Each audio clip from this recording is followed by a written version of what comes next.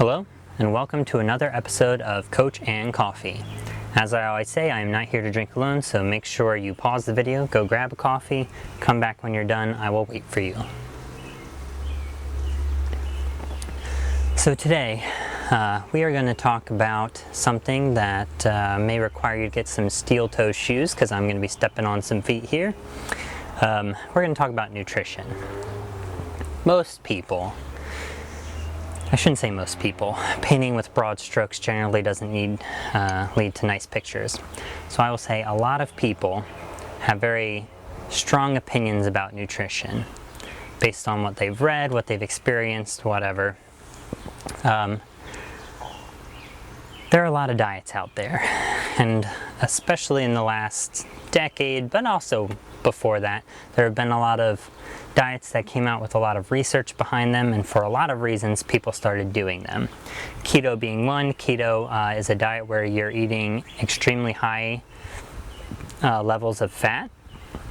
So very high fat levels, low carb, and moderate protein, if I'm representing that correctly. I believe that's correct. Intermittent fasting is another one. You eat for a certain period of the day and you don't eat the rest of the day. So maybe you're eating food from 12 to 4, so you have a 4-hour window you can eat, and then for all the other hours in a day, including at night, you don't eat any more. Vegetarianism, you're eating only vegetables. It depends on how strict people are. Some of them won't eat animal items like eggs and milk and stuff. Some of them will. Vegans, no animal products allowed. Paleo, carnivore diet, where you're eating tons and tons and tons of meats and things like that. So there's a lot of diets out there. I call them diets because they call themselves diets. For most people, I think diet, when they hear the word diet in their head, it kind of comes off as like a weight loss tool. That's what diets have generally meant over the last few decades. It's a different way to eat to lose weight.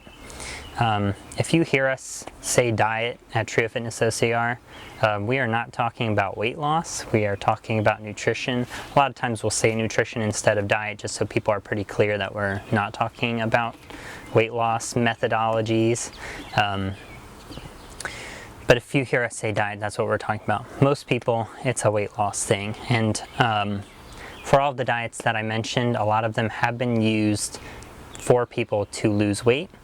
The problem with most diets, just about all diets, is if there isn't a medical reason to be on them, if your doctor or nutritionist or whatever hasn't told you that you should be on it, then they're generally not sustainable.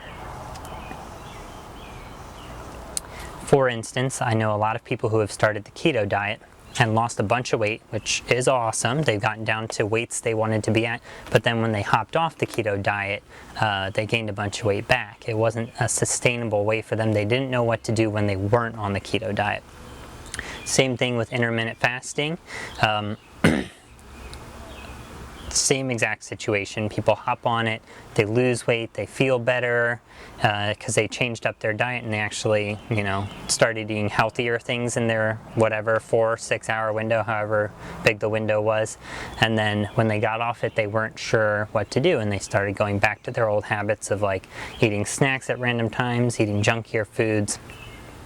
I've actually seen a lot of people stick with vegetarian diets for long term. I think it's a lot more sustainable just because there's a lot less restrictions. Obviously you can't have meats, but like I said, some of them will eat animal products like milks and dairy stuff and things like that. So vegan, I know a lot of people who are vegans and have been for a long time. I also know a lot of people who started it, thought it was awesome, and then after a while they just got kind of bored of it, and they hopped off and then weren't sure what to do with their nutrition after that as well. Same thing goes for just about every other diet I've ever seen people try.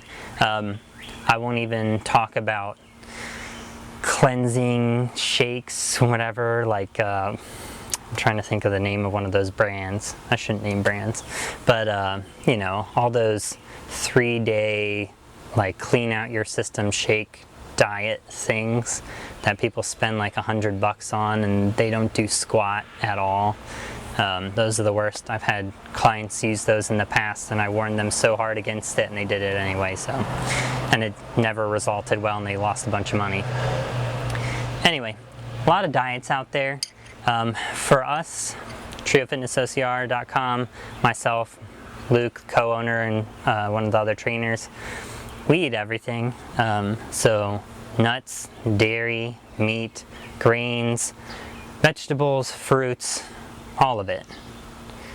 All of it has nutritional value. There are healthy options in all of those categories. There are going to be people who fight me on that, but there are PhDs on my side, there are PhDs on the other side. There is no consensus whatsoever right now, but what I know, based on what I've been eating and how I've been performing, and it could be different for someone else because everyone is different, different foods may affect different people differently.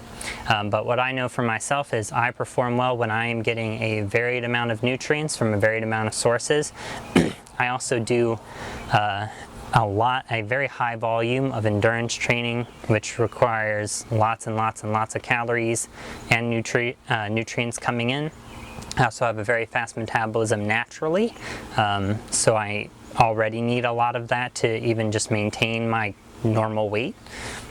For someone else with a low metabolism who's not doing endurance training, they won't need nearly as high a calorie input to maintain their weight, but they still should have nutritional density.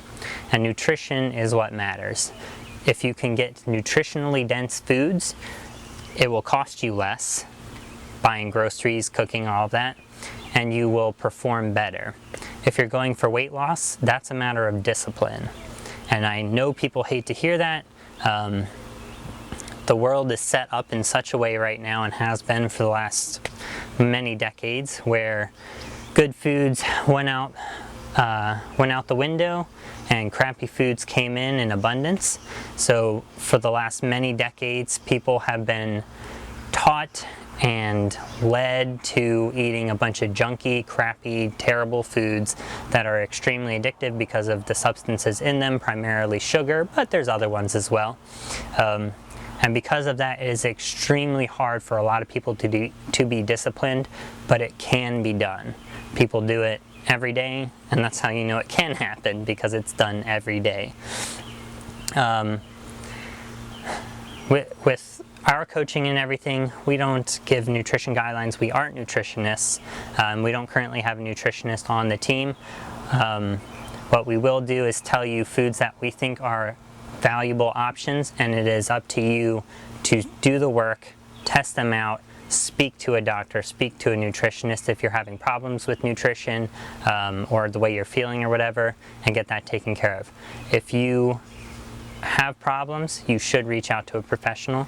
If you're not having problems, feel free to experiment with things and find out what fuels you best. What foods do you perform best on? For myself, I eat a massive breakfast every morning, and I'll eat that same breakfast before races, before every single race, and my body functions well on that food every time. I've never had an issue with it. So while some people are like carb loading before races and everything, I'm doing the exact same thing every single time because I know it works, and because it's extremely calorically dense and nutritionally dense. It's like 1,000 calorie breakfast, but it's got everything in it, so it's awesome. I strongly encourage you to do your research, find out what types of foods you do well on, find out in what amounts you do well on. If your goal is to gain weight, you're going to have to eat more. If your goal is to lose weight, you're going to have to cut back calories and increase your activity levels. Those are just realities. I would strongly suggest, unless a professional in the diet and nutrition realm tells you otherwise, not to try one of the fad diets going on. Generally, they are not sustainable. I'd say generally. Broad strokes don't paint nice pictures, but in a world with like 7 billion people, we have to use them sometimes. If you have any questions, comment below, reach out to us at info@triofitlife.com. I'll be happy to answer those questions for you. I may get some crap over this video, but honestly, what I'm saying is reality, so I don't really care. Yeah, have a good day.